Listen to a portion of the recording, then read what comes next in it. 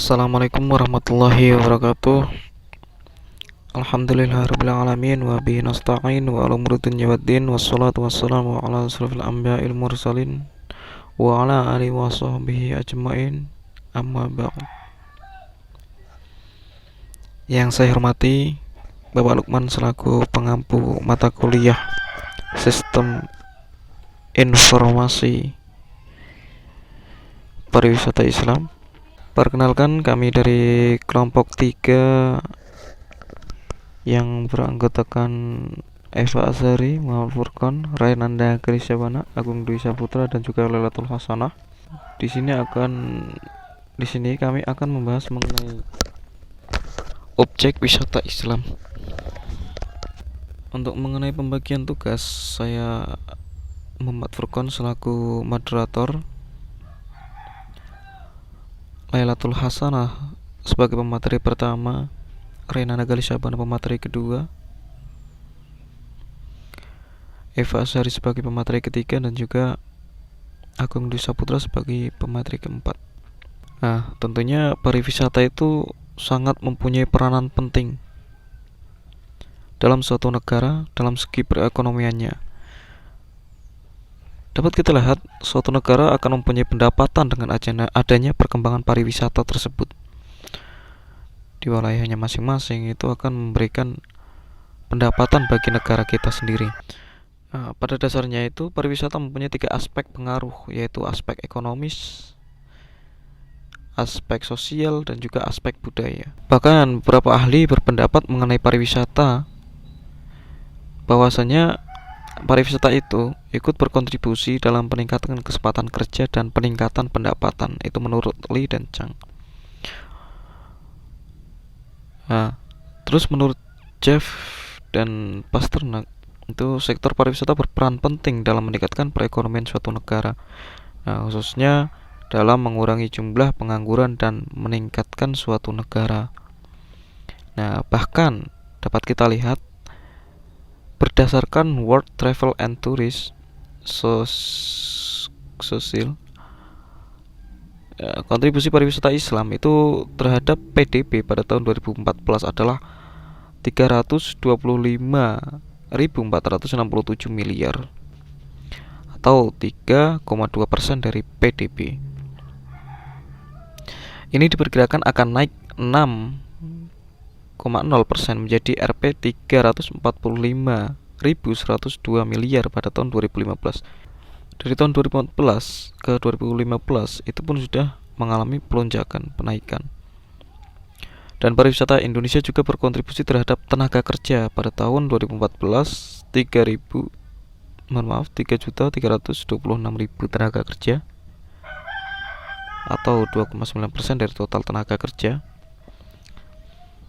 Nah, ini diperkirakan akan meningkat sebesar 2,3% pada tahun 2015 dan naik sebesar 1,4% per tahun menjadi 3.905.000 tenaga kerja. Ya, itu dapat kita lihat dari tahun 2014 sampai nantinya diperkirakan pada tahun 2025 itu akan selalu naik, akan selalu melonjak. Mengapa itu penting untuk perekonomian suatu negara? Akan menjadikan suatu pendapatan di negara tersebut. Indonesia itu merupakan negara berpendudukan muslim terbesar di dunia. Sangat besar sekali. Nah, melihat itu semua, betapa pentingnya pariwisata bagi suatu negara. Di Indonesia terutama, dengan berpenduduk muslim yang sangat banyak, sangat penting ketika kita melihat informasi mengenai objek wisata Islam. Bagaimana perkembangannya, itu nanti akan kita ketahui bersama di makalah ini. Ya, mungkin langsung saja mengenai kita masuk ke materi. Nanti akan dibahas mengenai maksud atau pengertian mengenai objek wisata Islam, terus bagaimana Di sini ada nanti penggalian informasi mengenai objek wisata Islam pada Masjid Agung Jawa Tengah dan juga apa saja ruang lingkup objek wisata Islam. Selanjutnya langsung saja saya berikan kepada pemateri pertama dan bisa diteruskan ke pemateri selanjutnya. Iya, untuk yang pertama yaitu pengertian objek wisata Islam. Menurut Kamus Besar Bahasa Indonesia, objek yaitu hal, perkara, atau orang yang menjadi pokok pembicaraan atau benda, hal, dan sebagainya, yang dijadikan sasaran untuk diteliti, diperhatikan, dan sebagainya. Sedangkan wisata Islam menurut para ahli yaitu Islamic Tourism Center Malaysia, setiap aktivitas, peristiwa, dan pengalaman yang dilakukan dalam keadaan perjalanan yang sesuai dengan Islam. Menurut Allahumarneh, sebuah konsep ekonomi, budaya, dan religius konservatif. Menurut Duman, sebuah aktivitas wisata yang dilakukan oleh muslim yang berasal dari motivasi Islam dan diwujudkan sesuai dengan prinsip-prinsip syariah. Menurut Buhai et al., sesuatu cara untuk melakukan kewajiban agama. Menurut Henderson, semua pengembangan produk dan upaya pemasaran yang dirancang untuk umat Islam. Menurut Hasan, jenis peristiwa yang menganut nilai-nilai Islam. Dan menurut Syakiri, semua bentuk pariwisata kecuali yang bertentangan dengan nilai-nilai Islam. Dapat dipahami bahwa objek wisata halal itu suatu hal yang menjadi sasaran dalam aktivitas pariwisata yang sesuai dengan syariah Islam. Beberapa objek dalam wisata Islam juga dapat berupa kunjungan wisata Islam, wisata budaya, wisata religi, wisata swaka alam atau taman nasional, ekopariwisata, dan wisata buatan yang diinterpretasikan sesuai dengan keindahan Islam. Destinasi wisata syariah sebenarnya tidak dapat digolongkan secara spesifik, akan tetapi untuk memenuhi standar menuju pariwisata yang syariah, setidaknya terdapat fasilitas yang menunjang kebutuhan wisatawan muslim seperti menyediakan makanan halal, tempat sholat seperti musola, toilet, kamar mandi untuk berwudu, arah kiblat di kamar hotel, informasi waktu sholat, pelayanannya saat bulan Ramadan seperti apa, penyantuman label halal dan tidak halal untuk mengetahui produk yang bisa dikonsumsi oleh muslim, serta tempat rekreasi yang memisahkan antara pria dan wanita. Bisa juga ditambah interpretasi objek wisata yang dimasukkan unsur nilai Islam sebagai pengingat dan renungan bagi wisatawan muslim. Masjid Agung Jawa Tengah terletak di Jalan Gajah Raya, Kelurahan Sambirejo, Kecamatan Gayamsari, Kota Semarang. Masjid Agung Jawa Tengah sendiri memiliki menara besar setinggi 99 meter mencerminkan 99 nama Allah Subhanahu wa Ta'ala, yaitu Asmaul Husna. Pada bagian dasar menara terdapat studio radio dakwah Islam. Lantai 2 dan 3-nya terdapat Museum Perkembangan Islam di Jawa Tengah. Lantai 18 terdapat kafe muslim dan di lantai 19 digunakan untuk menara pandang yang dilengkapi dengan teropong. Kedatangan wisatawan ke Masjid Agung Jawa Tengah di samping untuk beribadah juga disebabkan ketertarikan terhadap keunikan komponen Masjid Agung Jawa Tengah, baik fisik maupun non-fisik. Sebagian besar wisatawan mendapatkan informasi terkait keunikan yang dimiliki Masjid Agung Jawa Tengah sendiri melalui internet, meskipun pihak marketing Masjid Jawa Tengah telah menyiapkan brosur, buklet, dan website. Namun informasi yang diberikan oleh pihak marketing dirasa masih kurang dilengkapi oleh wisatawan sebelum memutuskan untuk berkunjung ke Masjid Agung Jawa Tengah tersebut. Wisatawan melakukan berbagai macam pertimbangan, diantaranya waktu luang yang dimiliki cukup terbatas sehingga wisatawan memilih objek wisata yang dapat dijangkau dalam waktu kurang dari sehari.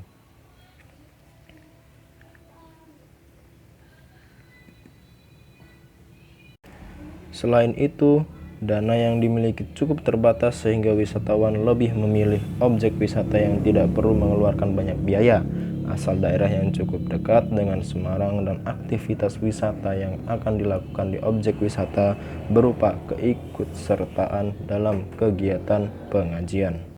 Fungsi lain dari masjid adalah fungsi pendidikan. Kegiatan pendidikan yang pernah diadakan oleh Masjid Agung Jawa Tengah diantaranya berbagai macam pelatihan, seminar, bedah buku, tryout, cerdas cermat, dan lain-lain yang diperuntukkan bagi pelajar maupun masyarakat umum. Masjid Agung Jawa Tengah memiliki program yang bekerja sama dengan pemerintah Cina untuk memperbaiki manajemen pengelolaan serta mengadakan program keagamaan dan kebudayaan keislaman yang inovatif. Program ini diharapkan dapat mempererat hubungan dan kerjasama antara Indonesia dan Cina di bidang sosial budaya. Selain itu, juga untuk menyebarkan kedamaian dan kesejahteraan bagi lingkungan sekitar serta bertukar pikiran tentang kehidupan beragama. Kedatangan wisatawan ke Masjid Agung Jawa Tengah selain untuk beribadah, wisatawan juga dipengaruhi oleh ketertarikan terhadap komponen yang ada pada Masjid Agung Jawa Tengah, baik fisik maupun non-fisik. Daya tarik yang dimiliki oleh masing-masing komponen mampu membuat wisatawan untuk datang berkunjung.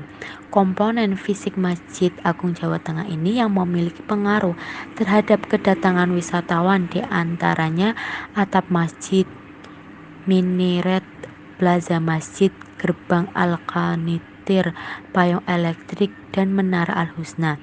Tidak hanya komponen fisik saja menjadi daya tarik bagi wisatawan, namun komponen non-fisik pun juga mampu mempengaruhi wisatawan untuk datang berkunjung seperti kenyamanan spasial, termal, audio, dan visual. Selain itu, fungsi bangunan masjid sebagai fungsi sosial, pendidikan, dan politik menjadi daya tarik wisatawan. Komponen masjid yang kurang memiliki daya tarik bagi wisatawan adalah ragam hias, convention hall, perpustakaan, office space, pujasera, dan souvenir shop. Yang C. Ruang lingkup wisata halal.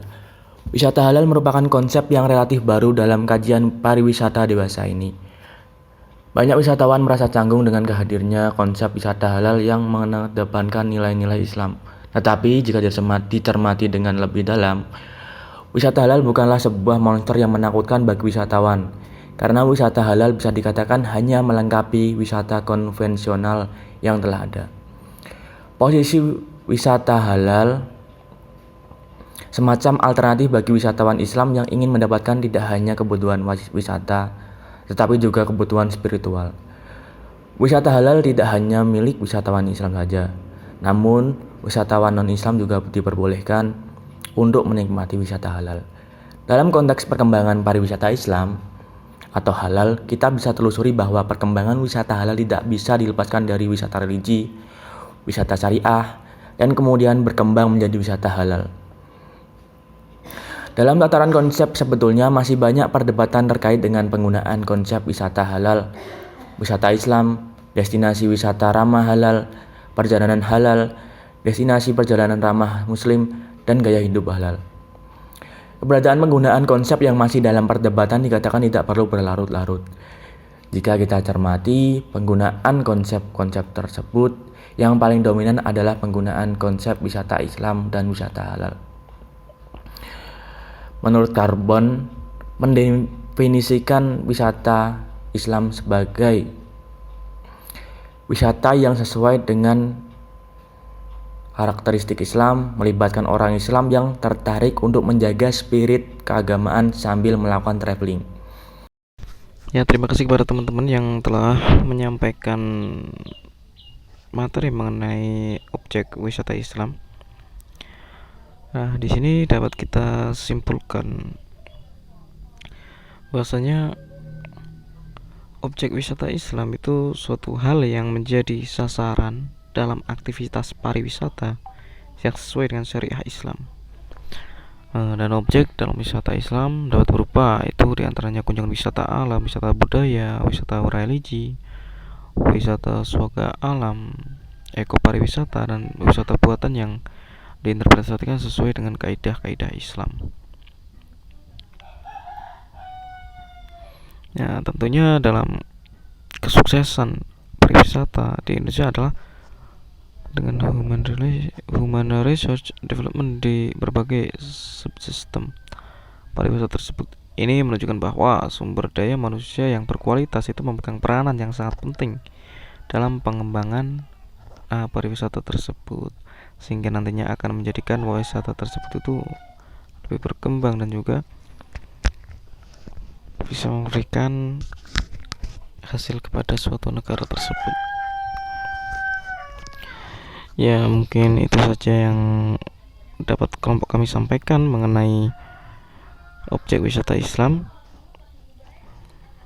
Saya selaku moderator mohon maaf ketika dalam pembahasan ini masih kurang pas, kurang enak dalamnya penyampaian, bahasa yang kurang baik. Kami mohon maaf sebanyak-banyaknya. Dan sekian dari kelompok kami.